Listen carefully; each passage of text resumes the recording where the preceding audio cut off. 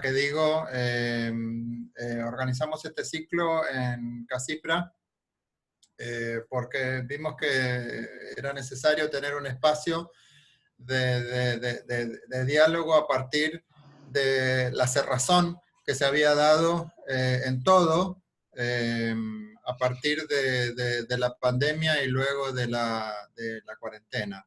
Entonces esto comenzó así, con esa idea de contención, pero nos fuimos dando cuenta en los sucesivos miércoles que era un espacio que se iba haciendo así necesario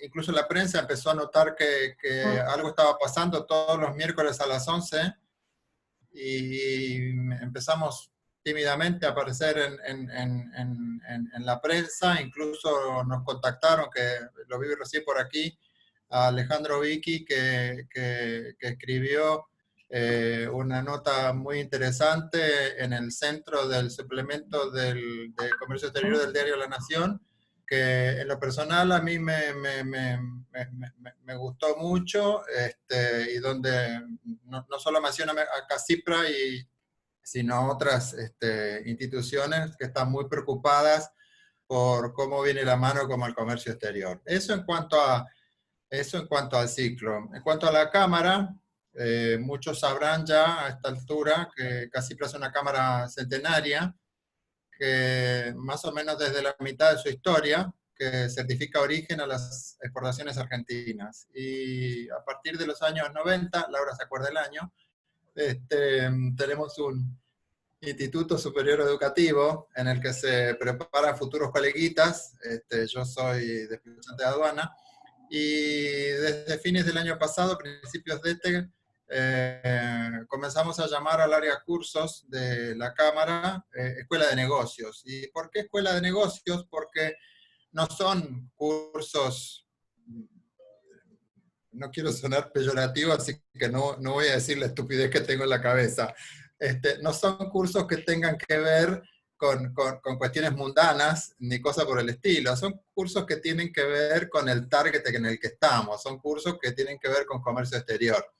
Y también capacitamos a productores de seguros para que tengan su matrícula para poder operar.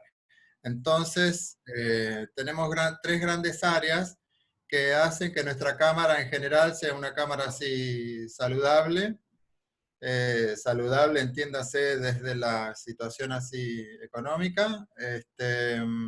Y esto nos permite poder encarar actividades como esta, que en la medida de su permanencia vemos que resultan interesantes al entorno del comercio exterior argentino. Sobre todo con la normativa, que Juan Cruz sabe mucho de eso, va cambiando todas las semanas y cada plazo es más cortos. Entonces no nos terminamos de aprender una comunicación del Banco Central cuando tenemos otra, y hay que volver a pensar en cómo hacer con la nueva comunicación. Y como el tema del comercio exterior que vemos hoy seguramente se va a ver impactado seriamente por esta, como le decimos ahora, nueva normalidad, yo estoy muy contento, extraordinariamente contento de tenerlo a Roberto Bouzas con nosotros, para que nos cuente qué es lo que ve él que va a suceder con el comercio exterior post pandemia.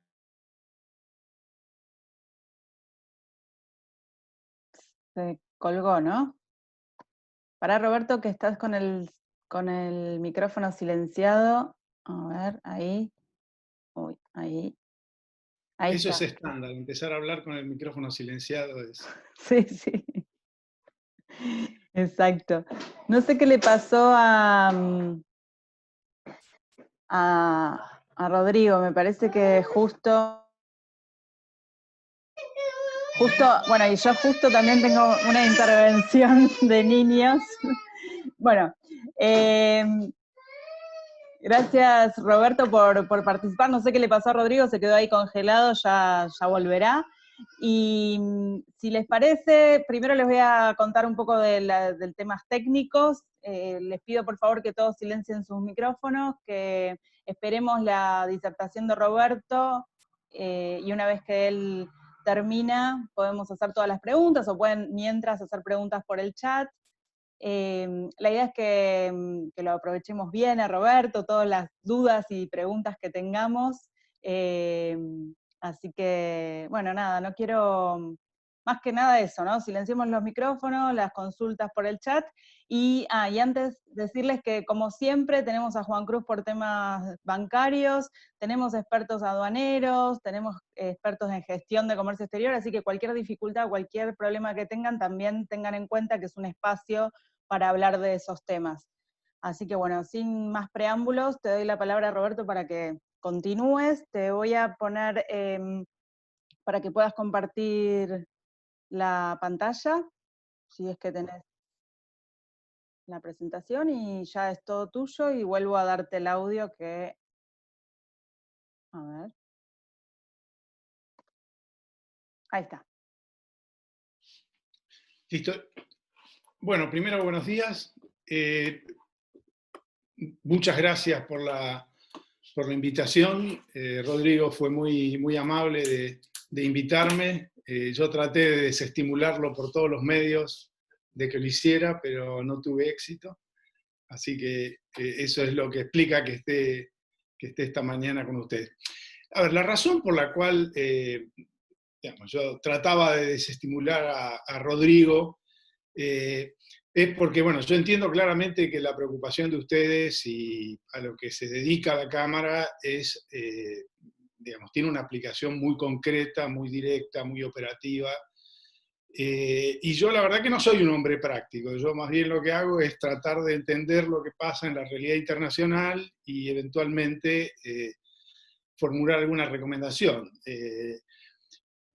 Pensé entonces, o temía entonces, que tal vez lo que yo tenía para decir fuera un tanto distante de las preocupaciones más inmediatas de la Cámara, pero bueno, como digo, Rodrigo insistió, me persuadió y espero no ser completamente,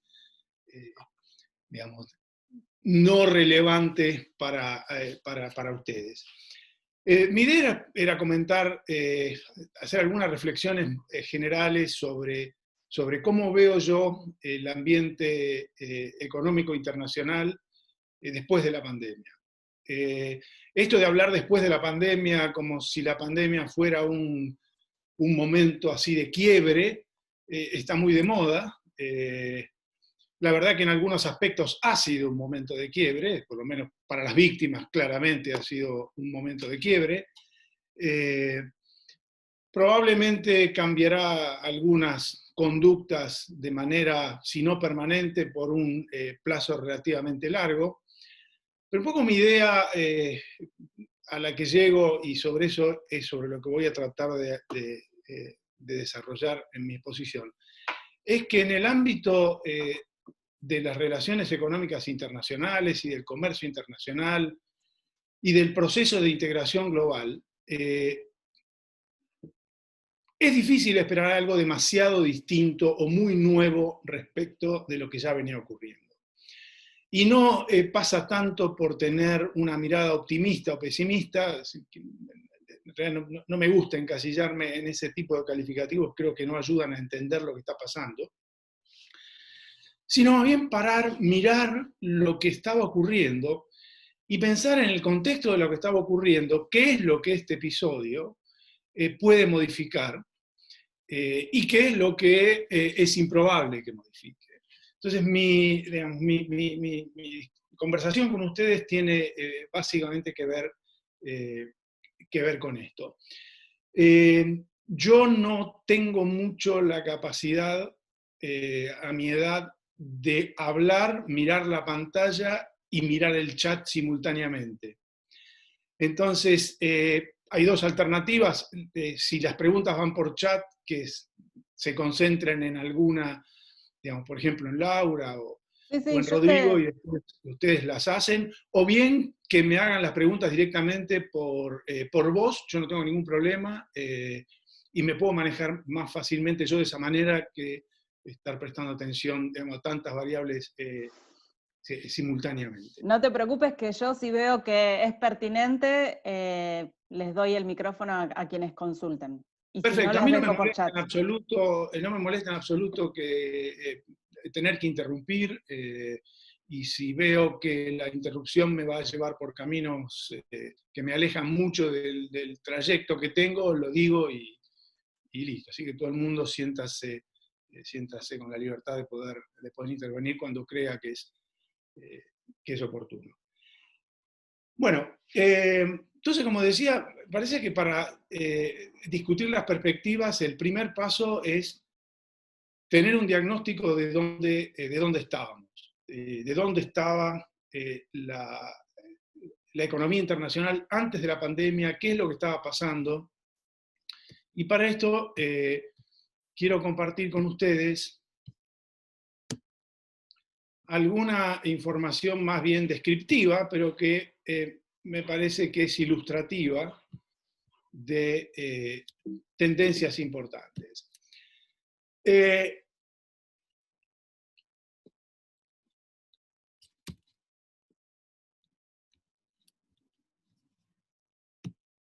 Empecé por la última diapositiva, lo cual no siempre es aconsejable, así que volvemos para atrás y empezamos por la primera. Bien, antes de la pandemia ya había una realidad instalada en el escenario internacional, que era que a partir de la crisis financiera del 2008, se produjo un cambio de tendencia muy importante y muy visible en la relación entre el crecimiento del comercio internacional y el crecimiento de la producción a nivel global. En este cuadro, en este gráfico, mejor dicho, ustedes pueden ver una línea larga de tiempo, desde fines del siglo XIX hasta 2019 o 2017, en donde básicamente se representa la relación, el coeficiente de apertura, es decir, la relación exportaciones e importaciones en relación al PIB. Y como ustedes ven, el periodo que comienza en 2008 es el primer periodo desde la Gran Depresión en donde ese indicador cae, y cae de manera bastante significativa en un número relativamente corto de años.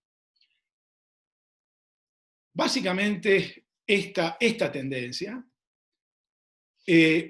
levantó una serie de preguntas sobre si había un freno al proceso de creciente integración económica global, o lo que se llama el proceso de globalización, si estábamos en un proceso de retracción intenso o simplemente en una fase transitoria de reducción de la intensidad o del peso relativo del comercio internacional en la producción.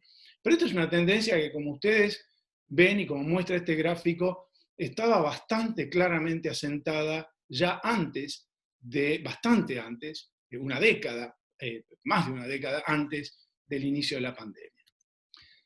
Lo mismo se ve en este segundo gráfico, que muestra una serie de tiempo más corta, desde principios de los 90 hasta las proyecciones que hay para el año 2020, que básicamente muestra dos cosas. La línea azul es el crecimiento del volumen del comercio anual, la línea roja es el crecimiento del producto real, en términos reales, mundial, y los rombos es la relación entre el crecimiento del comercio y el crecimiento del producto, es decir, la elasticidad del crecimiento del comercio al crecimiento del producto. Como ustedes ven, hasta el año 2008, es decir, hasta la crisis financiera global, como regla, el comercio en términos de volumen, es decir, en términos reales, crecía, salvo episodios críticos como el de la crisis del 2001, pero como tendencia crecía a tasas más elevadas que el crecimiento del Producto Interno Bruto, lo cual se reflejaba en una elasticidad del crecimiento del comercio a la producción bastante mayor que 2 en muchos casos, ¿no? Esa tendencia, de nuevo, reflejando lo que veíamos en el gráfico anterior, se interrumpe después de la recuperación que sigue inmediatamente a la caída de la crisis del 2008, y sistemáticamente la elasticidad del crecimiento del comercio en términos de volumen al Producto Interno Bruto se reduce significativamente y en muchos casos cae por debajo de 1. Esa es otra tendencia que simplemente confirma y muestra de otro modo esta dirección que los flujos de comercio internacional ya habían adquirido antes de la pandemia. Como un segundo rasgo preexistente a la crisis del COVID-19, otra cosa que se podía ver con claridad en el ámbito, en el espacio de la economía internacional, es una cierta tendencia a la permanencia, se llama la histéresis, en el uso de instrumentos de protección no convencionales a nivel global. Este es un sitio que no sé, tal vez supongo que ustedes conozcan, Global Trade Alert, que es un sitio que básicamente lo que hace es computar y mantener una base de datos sobre todos los tipos de intervenciones que existen por país en los flujos de comercio internacional de bienes y servicios a través de distintos mecanismos. ¿Cuál es la característica cuál es la lección que uno puede extraer de mirar esta tendencia? Bueno, básicamente que el conjunto de los instrumentos, el uso de instrumentos de protección de todo tipo, aumenta notablemente su peso en el total del comercio internacional, pasando desde 40% del total del valor del comercio internacional afectado por algún tipo de medida de intervención después de la crisis. Estas son medidas que se aplicaron después de la crisis del 2008, hasta llegar en el año 2020 a casi el 75% del comercio internacional de algún modo afectado con medidas que fueron introducidas después del año 2008. Y este rasgo está acompañado de una otra característica importante también, que es que los instrumentos de intervención que más crecieron y que más se utilizaron son básicamente medidas no arancelarias, no convencionales, que por su propia naturaleza son mucho más difíciles de identificar, a pesar de las obligaciones de notificación que hay con la OMC, son más conflictivas de remover y en muchos casos están sujetas a diferencias respecto a en qué medida esas intervenciones tienen como objetivo afectar los flujos de comercio o algún otro objetivo legítimo, digamos así, de política. Fíjense en particular los subsidios a las actividades que compiten con las importaciones, es decir, básicamente los subsidios internos a la producción, cómo crecen fuertemente después de la crisis del 2008, afectando casi un tercio del comercio mundial, digamos, afectando productos, mejor dicho, que representan un tercio del comercio internacional total.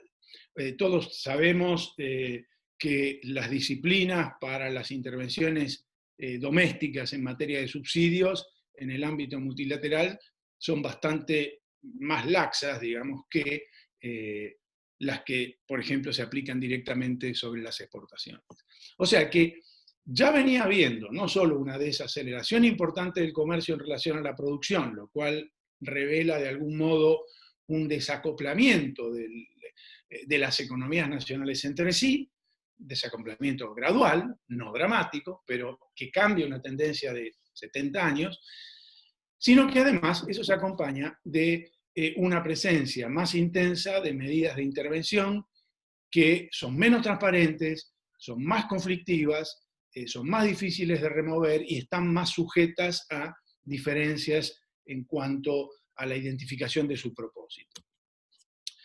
Este gráfico muestra algo parecido, que es esencialmente cómo se componen esas medidas, tomando principios del periodo 2009-2010 y fines del periodo 2019-2020. Lo que tiene de interesante esta base es que es una base muy actualizada de información, de forma tal que tiene datos bastante actualizados de las medidas que están en aplicación. Fíjense ustedes que en el año, en lo que va el 2020... A ver, para que alguien activó el micrófono. Pablo, que fuiste el último que entraste, desactiva tu micrófono, por favor. A ver, espera que lo tengo que encontrar. Ahí está. Listo, Roberto. Ya está. No, pensé que era una pregunta. Ok.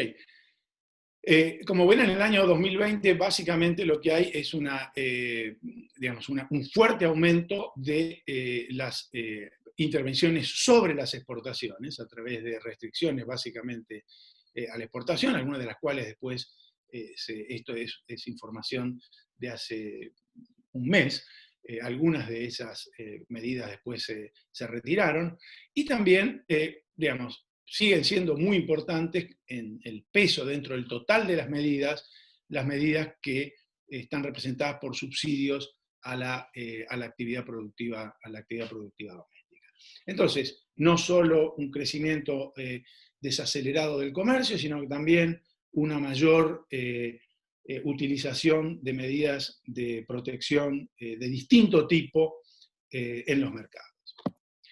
Otra tendencia, más, si se quiere, más global, pero no menos importante, que estaba también muy bien asentada antes de la crisis del coronavirus, es algo, bueno, que todo el mundo obviamente ha tomado registro, que es los cambios fundamentales y realmente sistémicos que se han dado en la economía internacional en términos de pesos relativos.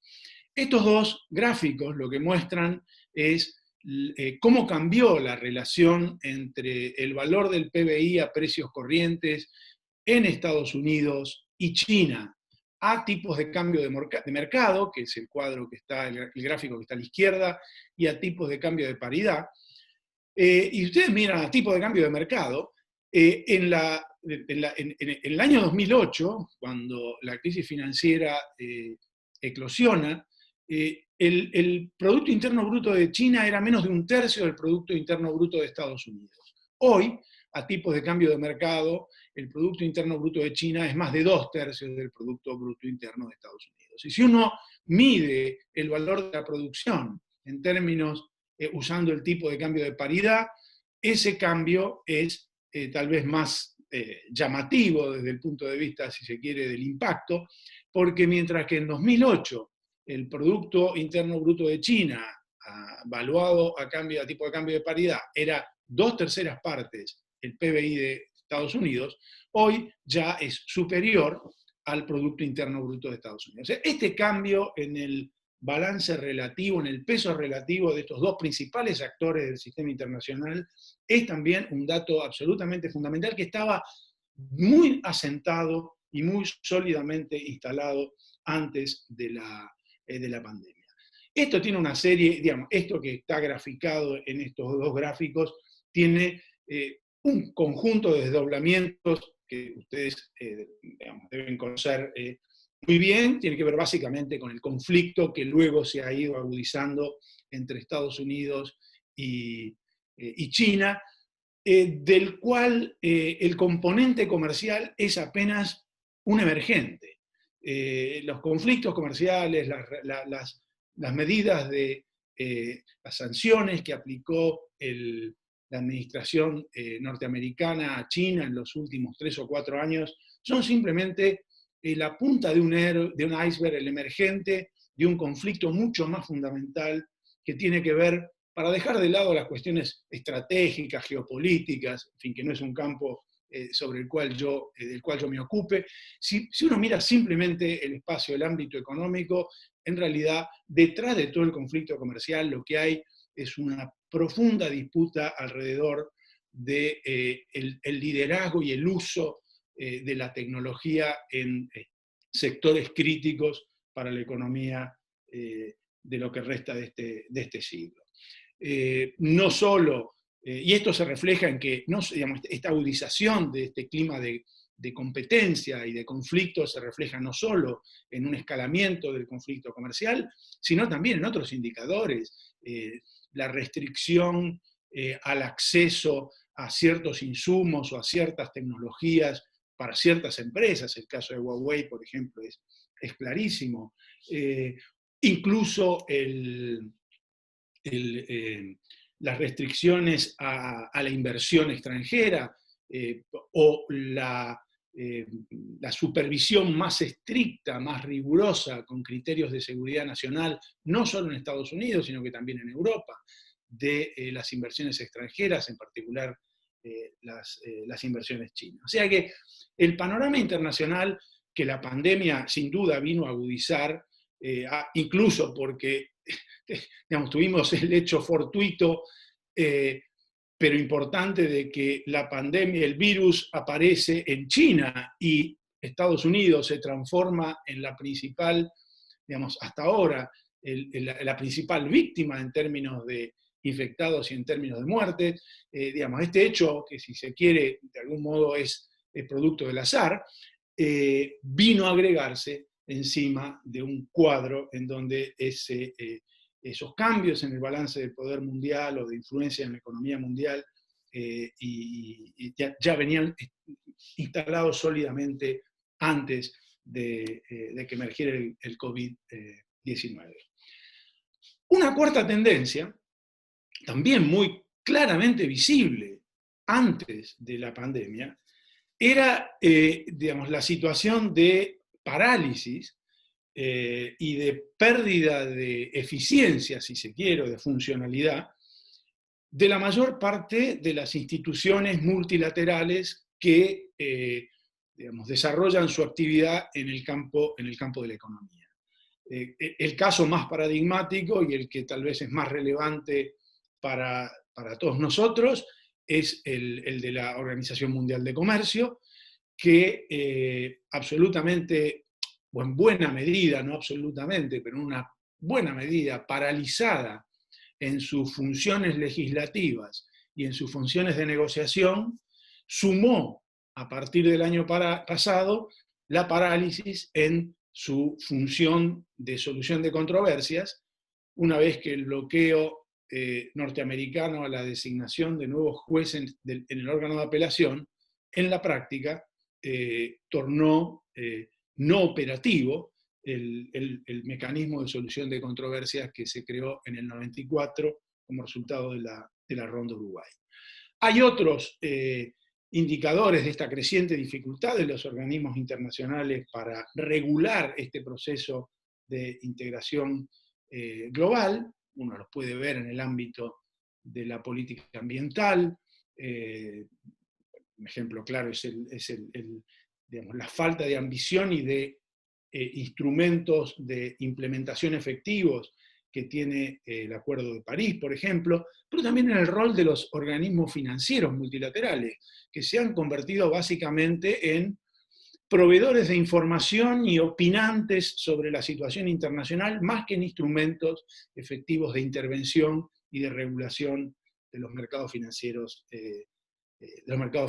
internacionales. En este contexto, no es casual, no es extraño, que como una quinta tendencia, lo que haya ocupado el espacio que de algún modo fue dejado vacante por su propia disfuncionalidad, por los organismos multilaterales, fuera ocupado por una explosión que también es bastante anterior incluso a la crisis del 2008, una explosión de acuerdos preferenciales, de acuerdos regionales, de entendimientos entre pequeños grupos de países, algunos bien sucedidos, otros que se fueron frustrando en el camino, pero no hay ninguna duda que este proceso de regionalización desde el punto de vista regulatorio adquirió nueva fuerza. Tal vez los dos episodios más salientes sean el acuerdo, la firma del Acuerdo Transpacífico, sin la participación de Estados Unidos, y la renegociación del NAFTA entre Estados Unidos, Canadá y México. Para terminar, para cerrar este panorama, a esto se le agrega, a estas tendencias se le agrega una última tendencia, que es que este contexto alentó, estimuló, le dio fuerza, además, al surgimiento de poderosas corrientes nacionalistas y populistas, tanto en Estados Unidos como en Europa y en otras regiones del mundo. Pero destacadamente, si estamos pensando en términos de economía global, digamos, los centros más importantes de la economía global obviamente son esos. El Brexit es una prueba de la creciente relevancia de esas presiones. Obviamente la elección de Donald Trump en Estados Unidos es otra evidencia bastante inocultable. En este contexto, ¿qué es lo que la pandemia trae? Bueno, lo primero que trae es la evidencia de la demanda de coordinación internacional. Es decir, por definición, una pandemia es, digamos, un evento que requiere un enfoque global, porque esencialmente lo que les pase a uno depende de lo que haga ese, pero también de lo que hagan otros. Y frente a la ausencia de una mirada global y coordinada sobre la gestión de este problema, la única alternativa que queda es básicamente la alternativa en que hoy está sumida la economía internacional, que es esencialmente aislar las economías nacionales, inclusive dentro de los espacios nacionales, aislar las subregiones, es decir, inhibir el contacto, inhibir el intercambio. Entonces, lo primero, que no es nuevo, porque de hecho ya en muchos campos esta demanda de coordinación internacional se había expresado en los últimos 15 o 20 años, en el campo financiero, en el campo ambiental, en el campo impositivo, en la regulación de los paraísos fiscales y de los centros financieros offshore. En fin, esa demanda se manifestó de mucha manera en muchos ámbitos, pero la pandemia la puso así en evidencia, es decir, la dificultad de enfrentar el problema se puso en evidencia de manera muy crítica en una fractura que incluso alcanzó hasta regiones que uno hubiera pensado de antemano que era relativamente improbable que volvieran a una estrategia de reversión. Cuando uno mira, por ejemplo, la respuesta que hubo en la Unión Europea, al interior de la Unión Europea, en términos de cómo reaccionar, por ejemplo, al movimiento de personas, para no hablar del movimiento de algunos productos sensibles, es evidente que la primera reacción fue una mirada hacia adentro y una vuelta al aislamiento. Y que inclusive hoy la desactivación de esa respuesta está siendo muy fragmentada y bastante poco coordinada, ¿no? Y está generando un conjunto de conflictos entre países, ¿no? Estaba leyendo un artículo sobre lo marginados que se sienten los suecos porque la burbuja que se está armando para el movimiento de personas entre Noruega y Dinamarca no va a incluir a Suecia porque hay cierta desconfianza respecto a la extensión de la circulación comunitaria del virus en Suecia, que Dinamarca y Noruega no quieren compartir. En fin, una primera cosa que puso en evidencia es esta necesidad, esta demanda creciente de cooperación internacional. La otra cosa que puso en evidencia, o más que puso en evidencia, que provocó, es una crisis y una caída de la actividad económica que, digamos, varias previsiones, la mayoría diría, indican que va a ser bastante más profunda que la del 2008. Es decir, la Organización Mundial de Comercio, por ejemplo, hace un par de meses,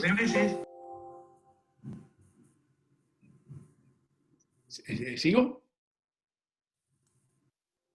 El último que entró, que apague el micrófono, en general entran con el micrófono apagado, pero a veces... No importa. Yo simplemente, porque si es pregunta, quiero parar. Claro. La previsión de la Organización Mundial de Comercio es una contracción del comercio de bienes y servicios este año entre 13% y 30 y pico, 32%, si no recuerdo mal, dependiendo del escenario, un escenario positivo y el escenario negativo. Esa caída del comercio tiene su correlato en las expectativas de evolución de la producción.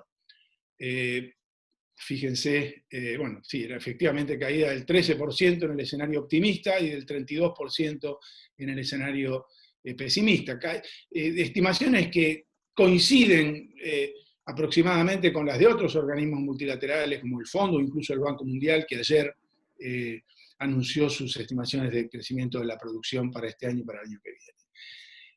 Fíjense, en el caso de América Latina, las proyecciones de caída del Producto Interno Bruto son muy significativas, aún en el escenario optimista, una caída del 4% este año. Ayer el Banco Mundial estimó una caída del 7%, si no recuerdo mal, del 7% en América Latina y del 5%, del 2,5% en los países en desarrollo en su conjunto. O sea, esto sí es un hecho de algún modo nuevo, desatado por la pandemia. En buena medida, la respuesta que se dé a este hecho va a depender, y en qué medida se ataque de una manera más o menos coordinada, también va a depender la salida. Quedó claro en el año 2008, por lo menos en mi lectura, que el principal factor que empujó o que sacó a la economía internacional de la crisis de ese año no fue tanto, como a algunos les gusta señalar, la cooperación internacional a través del G20, sino que fue básicamente la respuesta fiscal que dio el nuevo gobierno norteamericano en su momento, el gobierno de Obama, con el enorme paquete fiscal que impulsó, que luego de algún modo, a través de su liderazgo, articuló como una respuesta cooperativa a través de la actividad del G20.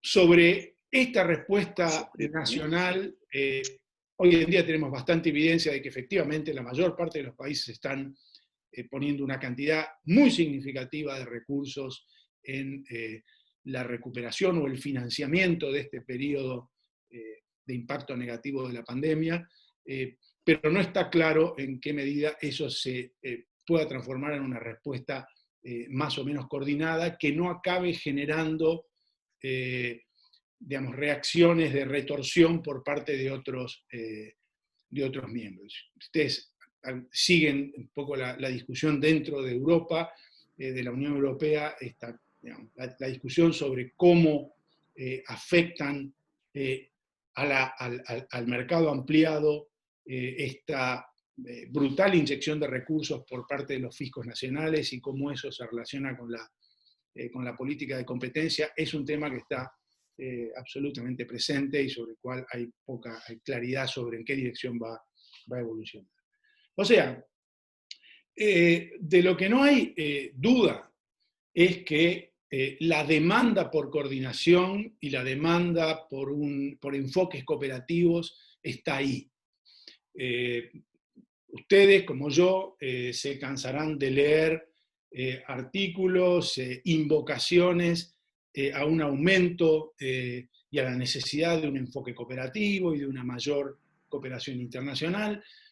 Mi mirada sobre este problema es pensarlo, tal vez por mi desviación económica, de una manera muy simplista en términos de oferta y demanda. Y si bien efectivamente no hay ninguna duda que hay una muy fuerte demanda por cooperación internacional, que además se agudizó de algún modo debido a la pandemia y a las consecuencias de la pandemia, el principal problema reside en el lado de la oferta. Es decir, ¿cuál es la coordinación, la cooperación internacional? Es una construcción, no es un hecho que responde a la existencia de una demanda funcional que automáticamente encuentra un canal. La cooperación tiene que ser construida, se necesitan instituciones, se necesita liderazgo, se necesita hegemonía, depende de cómo uno lo quiera ver, para que esa cooperación pueda tomar forma. Y creo que uno de los principales problemas, o el principal problema que estamos enfrentando en esta coyuntura, es precisamente que los incentivos y las condiciones para que esa oferta de coordinación y de cooperación internacional responda a la demanda por las tendencias que que señalé al principio de la exposición.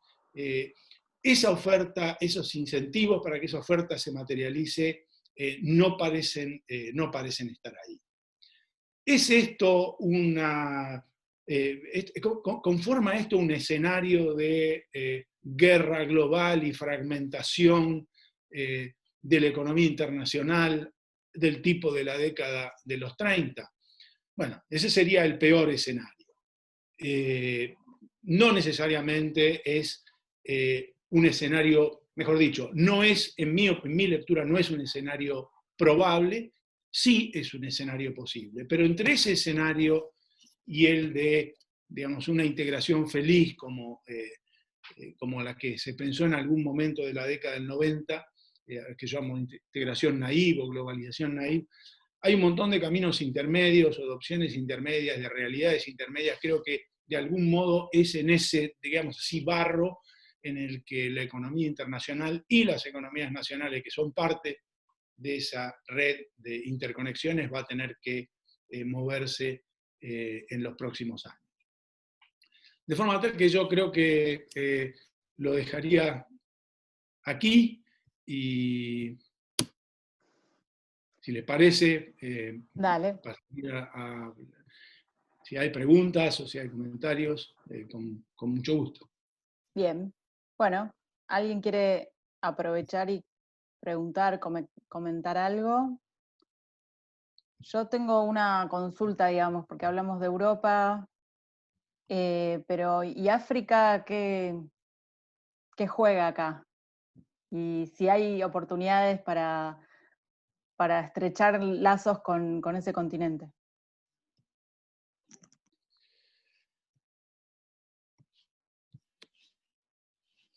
Mira, África, yo sé muy poco de África, pero mi impresión es que en el plazo más inmediato, África va a sufrir las mismas consecuencias sobre la actividad económica que el resto de la economía global. O sea, que no lo veo como un espacio en donde digamos, haya una perspectiva de crecimiento. Creo que lo que tenemos por delante como escenario general es un periodo de crecimiento negativo o de crecimiento muy, muy bajo. Muchos países africanos, África es un enorme mosaico de diversidad.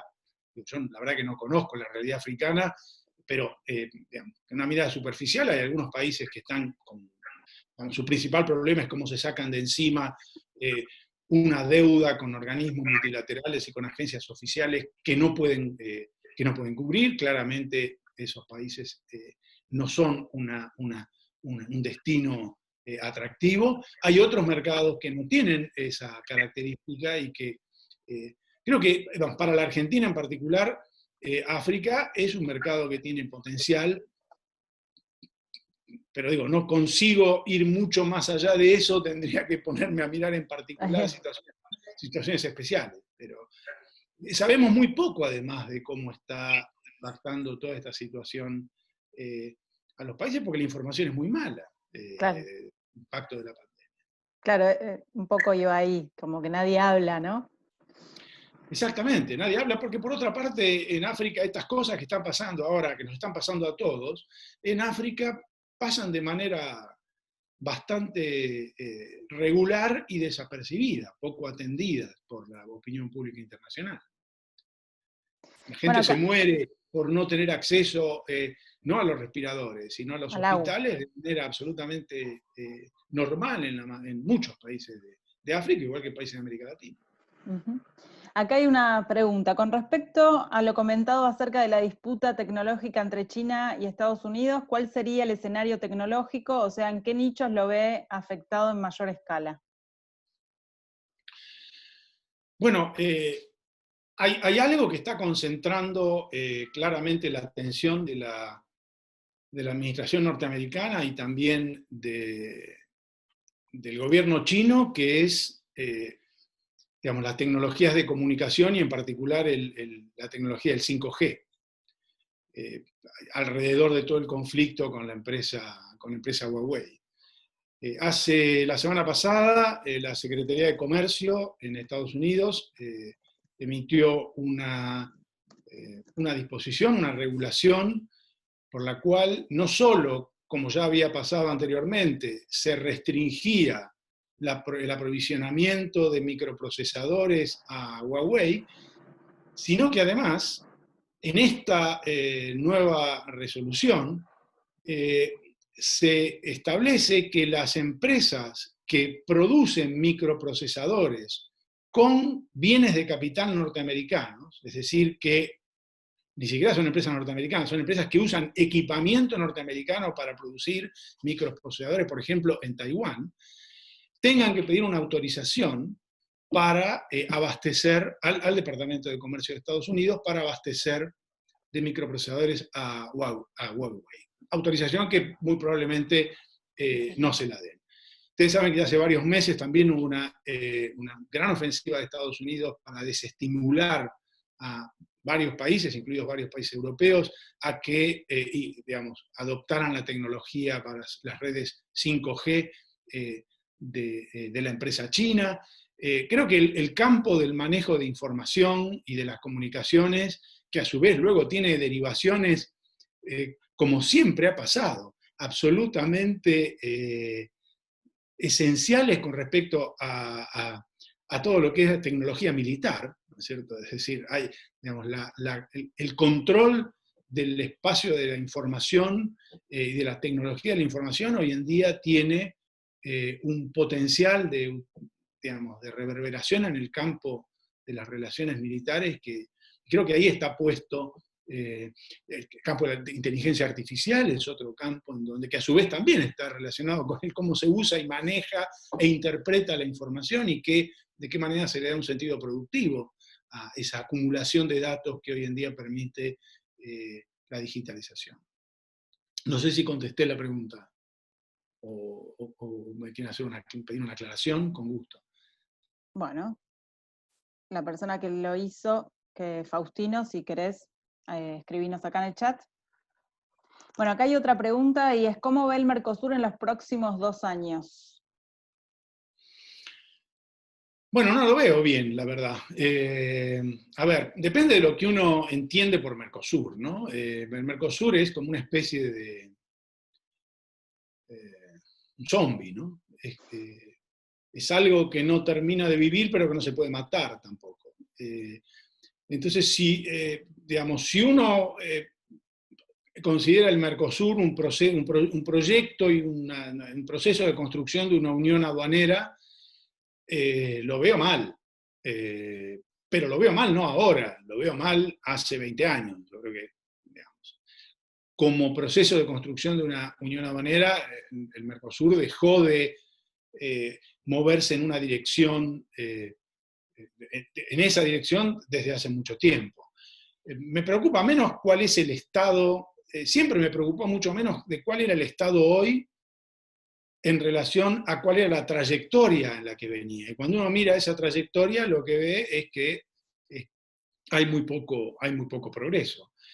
Hoy se agrega un problema adicional, que no sabemos cuánto tiempo va a durar, que es Brasil, ¿no? Y en particular el gobierno de Brasil, que es un gobierno que tiene dos cabezas, digamos, tiene un ala económica muy liberal y luego tiene una conducción política realmente digamos, que tiene muchos problemas a nivel de la gestión. De cualquier manera, yo creo que si el Mercosur ha tenido hasta ahora un efecto positivo, un resultado positivo, es que ha ayudado a construir una región con vínculos materiales. Es decir, cuando uno mira la relación entre Argentina y Brasil a principios de la década del 80, en realidad lo que ve son las dos economías más grandes de América Latina prácticamente desvinculadas entre sí, digamos, con muy poca interacción. Esa realidad ha cambiado. Probablemente ha cambiado mucho menos de lo que algunos esperábamos o algunos queríamos, pero digamos, el vínculo se ha intensificado.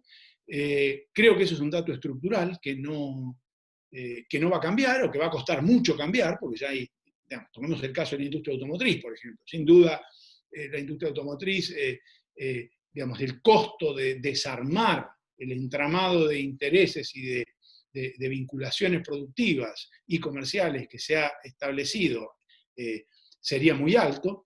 No es descartable, pero sería realmente muy alto.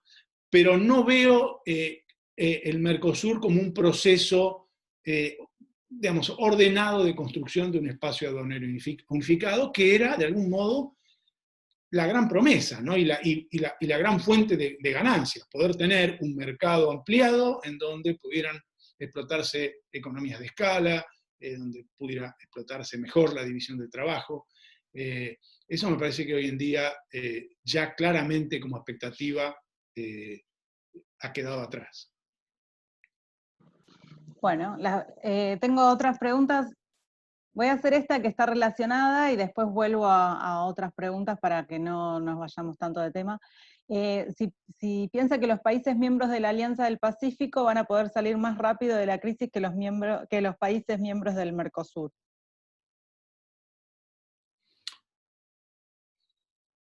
No lo sé.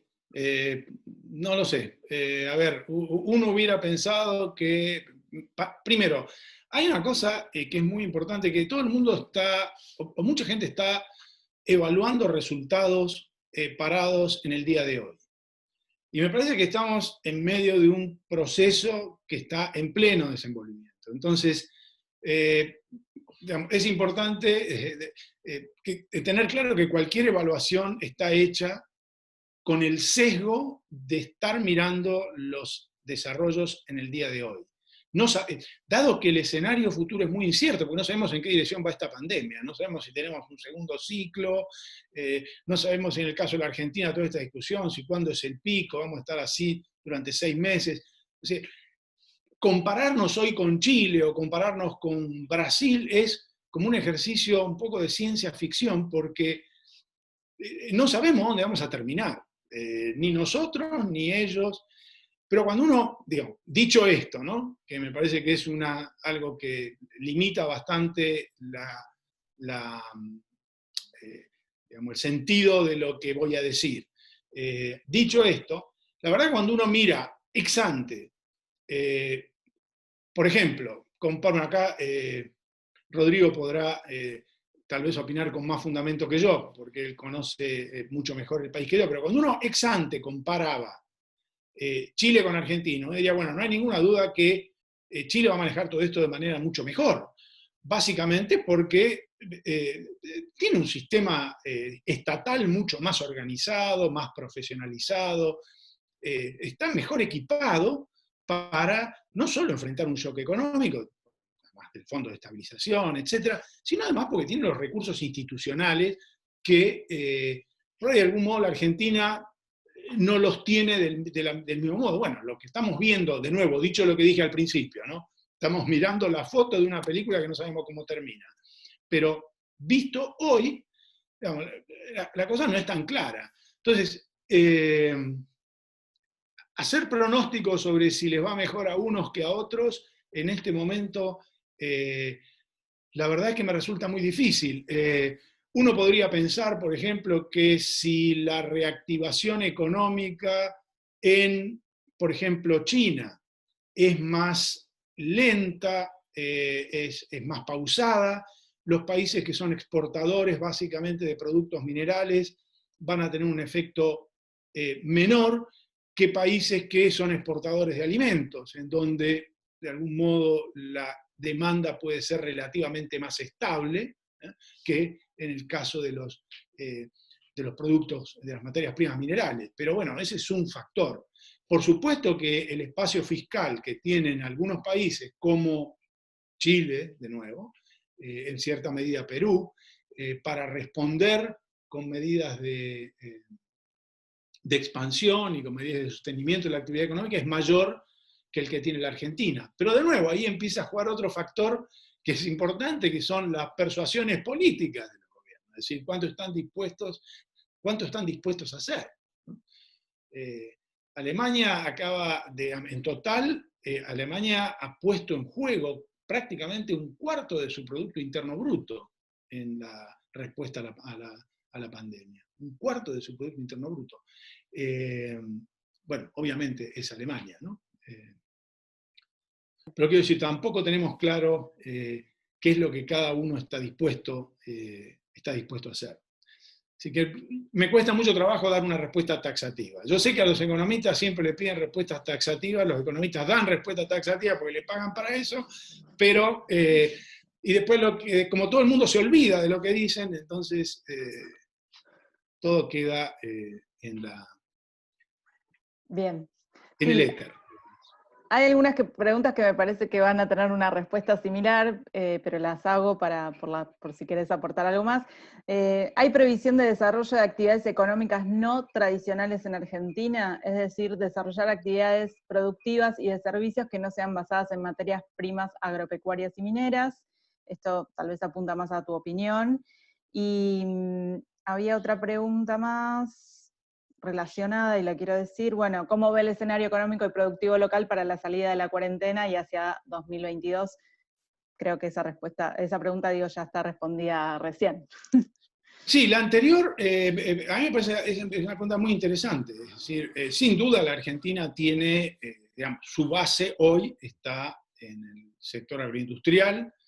Si las fantasías que había hasta hace algunos meses de transformarnos en un gran exportador de energía están bastante diluidas, ¿no? Con la crisis que hay en el mercado energético mundial. Claramente este no es el precio del petróleo en tendencia, pero digamos, Vaca Muerta va a tener algunas dificultades si los precios se mantienen digamos, no tan bajos, pero bajos en los próximos 18 meses o los próximos 2 años. Pero creo que la Argentina, si uno mira estratégicamente, una oportunidad para la Argentina son los servicios que no requieren el contacto persona a persona. Es decir, la provisión de servicios que hace uso de la digitalización. Creo que ese es un espacio en donde la Argentina tiene capacidad para desarrollarse, tiene capacidad para aumentar su participación en el mercado. Obviamente es un sector que demanda calificación, probablemente no es una respuesta para el 30 o 35% de la población que hoy en día no tiene condiciones de integrarse en ese mercado de trabajo, incluso muy probablemente más. Pero creo que esas dos patas, la pata de los servicios basados en el conocimiento de algún modo y las actividades basadas en la producción de alimentos. A ver, yo creo que si nosotros no conseguimos como país construir a partir de sectores en donde tenemos claramente algunas ventajas en función del stock de recursos de que disponemos, es muy difícil pensar que podemos ser exitosos en otras actividades, en actividades en donde no tenemos esas condiciones favorables. Y la verdad que nos hemos pasado durante mucho tiempo discutiendo cómo distribuíamos ese excedente, en lugar de pensar cómo hacemos para ampliar y distribuir ese excedente de manera simultánea. Bueno, acá hay una última pregunta antes de darle la palabra a Rodrigo, y dice así: Roberto, usted mencionó acerca de los problemas en la oferta de coordinación de políticas pensando en el escenario regional. ¿Qué características debería tener esa oferta de coordinación de políticas o hacia dónde deberían apuntar contemplando que existe diversidad de proyectos, países o de visiones países en la región? Bueno, justamente ese es el problema. Digamos, el problema es que los incentivos para encontrar ese punto focal, yo no los veo. La pregunta, ¿cuál es la recomendación? Yo en general no soy bueno para recomendaciones, tampoco soy bueno para describir, digamos, pero para recomendaciones soy mucho peor. Yo creo que hay algunas recomendaciones muy elementales, muy básicas. La primera es enfocarse. Si yo creo que los grandes discursos de liderazgo regional y de integración regional, en fin, son para la tribuna, pueden ser interesantes desde el punto de vista de la convocatoria ideológica, pero son poco prácticos. Si yo creo que para la Argentina, en este momento, ya es lo suficientemente difícil identificar cuáles son los focos con los que nos interesa interactuar de manera estrecha y construir una relación constructiva con ellas. Pues claramente Brasil es uno. Es decir, Brasil es una realidad que está ahí, que tenemos ahí, y nosotros estamos acá, no nos vamos a ir, ellos tampoco. Además, tenemos una relación importante desde el punto de vista económico. O sea, tenemos que encontrar una manera de proteger los intereses argentinos en esa relación, lo cual primero requiere identificarlos. O sea, primero requiere tener claro cuáles son esos intereses. No siempre pareciera que están claros cuáles son los intereses que hay que promover. Entonces, yo creo que el ejercicio que tendríamos que hacer, y que es un ejercicio muy complejo, porque no se hace sentado en una mesa de un día para el otro, sino que es una construcción que se desarrolla a lo largo del tiempo, es empezar a entender mejor cuáles son nuestros intereses en algunos espacios que son clave. Diría que otro espacio clave es China, para la Argentina, que no está en la región, pero... Y luego, si uno va a pensar en términos de oportunidades, bueno, oportunidades hay en muchos países, oportunidades para hacer negocios. Desde el punto de vista estatal, dónde invertir recursos creo que va a requerir una estrategia mucho más selectiva de identificación de dónde poner las energías. De cualquier manera, dicho esto, hay otra cosa que me parece importante también, que es que nosotros tendemos, por lo menos la mirada que tengo yo, tendemos a mirar el vínculo con con el resto del mundo como la fuente de nuestros problemas o la fuente de nuestras virtudes. Fíjense que la interpretación que se hace de la Argentina a lo largo de la historia es que nos fue bien cuando nos integramos mucho y nos fue mal cuando nos integramos poco. Más allá de que eso puede tener un elemento de verdad, que ciertamente tiene que ver con la situación particular y con el contexto, yo sigo convencido de que nuestro principal problema es un problema de coordinación interna. Es decir, de cómo identificamos los problemas que tenemos para insertarnos en el mundo y cómo distribuimos los costos y los beneficios entre nosotros. Creo que ese problema doméstico es mucho más acuciante que los desafíos que tenemos del resto del mundo. Digamos, no es que no lo sean, simplemente estoy queriendo poner el foco sobre algo que tendemos a pasar de alto, estando mucho más atentos y sensibles a nuestra relación con el resto del mundo. Bien, bueno, quedan 5 minutos. Rodrigo, si no hay alguna otra pregunta, Rodrigo, te doy la palabra. Rodrigo. Creo que quedó de nuevo congelado, ¿no? ¿Alguien lo ve moviéndose? Yo lo veo congelado. Bueno, sí, me parece que algún problema de conexión tuvo. se le debe haber caído la conexión. Sí. Bueno, Roberto, para mí muy, muy claro. Si no hay ninguna otra pregunta, agradecerte mucho la participación. Y seguramente te seguiremos invitando. Y bueno, nada más que decir, si hay alguna otra consulta más técnica, también recuerden que es posible. Le vamos a enviar la presentación, Roberto, no sé si nos la podés enviar para que se las mandemos. Y seguramente también nosotros dejamos en un video, o sea, este video grabado en un link privado para solamente los que se inscribieron y están en el día de hoy. Así que si alguno no se inscribió, mándenme por mail sus datos, que les voy a dejar acá. Voy a dejar mi email para que me escriban, aquellos que no se inscribieron. Y bueno, muchas gracias de nuevo, Roberto, y estamos en contacto. Gracias a todos por participar. Bueno, muchas gracias a ustedes y bueno, que pasen bien la cuarentena. Igualmente, cuidémonos, Sí, que se viene sí, más duro. así es. Gracias.